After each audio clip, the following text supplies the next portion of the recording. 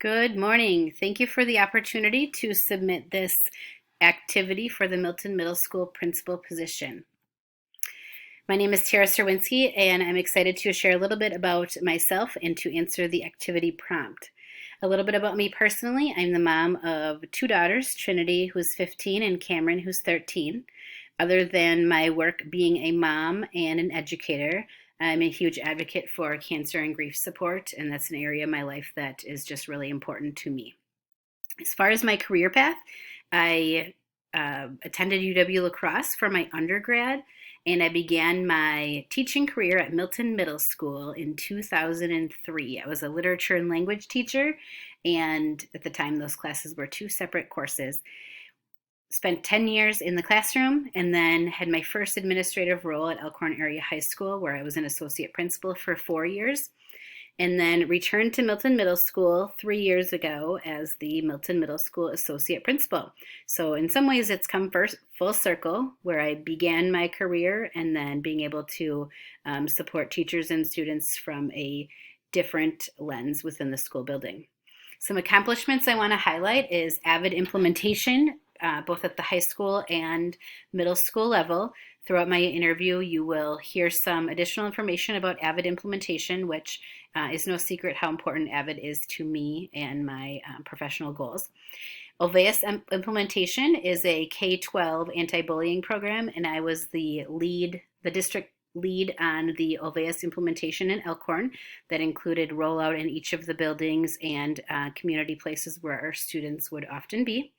And then something that I haven't talked about a whole lot, but it's important to me, is something called What's Cool at School. And PBIS at the high school level often looks much different than elementary. So I was trying to come up with a plan to engage students to really embrace their school community. So on Sundays, I had sent out a plan for the week for students and a plan for the week for staff. This included many things connected to marketing and branding, the hashtag EHSGO, and it was sometimes some Twitter interaction, but also it could be things that were happening at lunchtime, hosting some challenges in the courtyard or other things. So that became a daily thing, and students really looked forward to that, and I was able to develop some pretty amazing relationships because of that. Core values, I included 4 words that are really important to me: courage, impact, perspective, and grateful. Hopefully, if you know me, you see these things and feel these things, but based on the previous years with my children's father having pancreatic cancer and passing away from that, these are things that really come to the surface as values for me and words that impact my day-to-day. So let's get to the heart of the activity, which was the MMS school report cards from the 17-18 and 18-19 school years.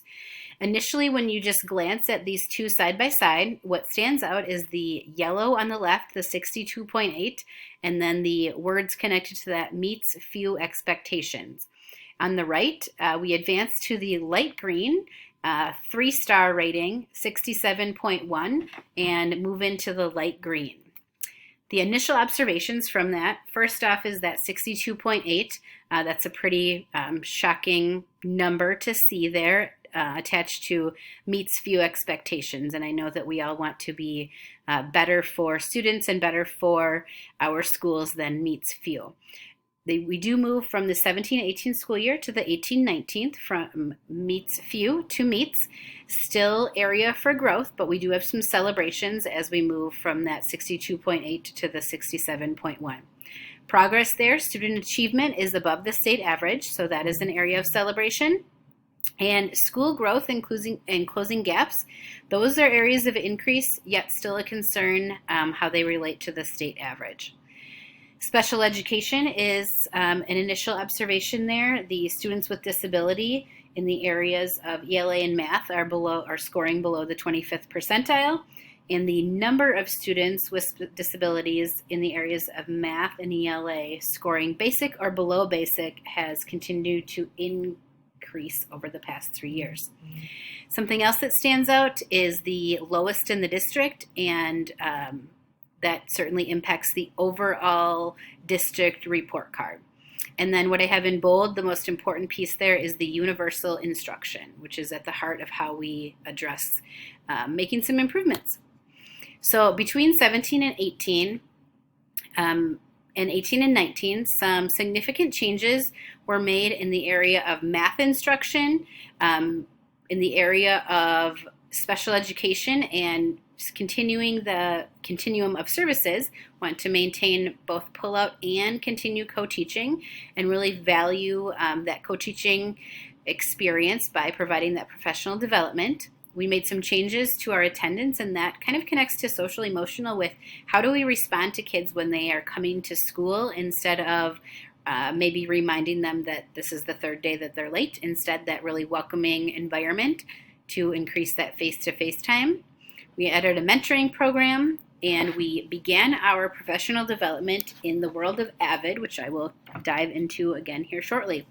But math time being increased, and reallocating some instructional coaching time to math were huge decisions, and some pretty big sacrifices that came along with that between 17-18 and 18-19. During the 19 and 20 school year, prior to virtual learning, there was a summer school bridge to algebra course, which helped to add an additional section of algebra to hopefully increase that number of 1.5 multipliers. Our focus is really on universal instruction. We needed to end Read 180. It was being used illegally, and be able to meet the needs of students within the classroom environment. So focusing on that universal instruction, tier 1, how do we meet the needs of all students? Our universal connects common assessments, learning targets, equity and access, Wicker strategies, all in the work of the PLC. Those are some pretty heavy areas of emphasis. Though we will not know how things fared with our virtual learning time, it's unfortunate that we didn't have the Wisconsin Forward testing, because based on our current 8th grade class, highest achieving group in recent history, we anticipated to jump into the 70s for the first time in MMS history. Short-term goals and priorities under the flags of opportunity, achievement, and community. Areas of improvement, MTSS, we need to be able to meet students where they're at and serve them within the classroom environment. That's a change in thinking from sending students to a different person or a different location. Be intentional about placement. That's a huge opportunity for us. And with virtual learning came the essential learning, and what do we really need to provide students exposure and potentially mastery to set them up for the best learning environment. Achievement, alignment is a huge issue.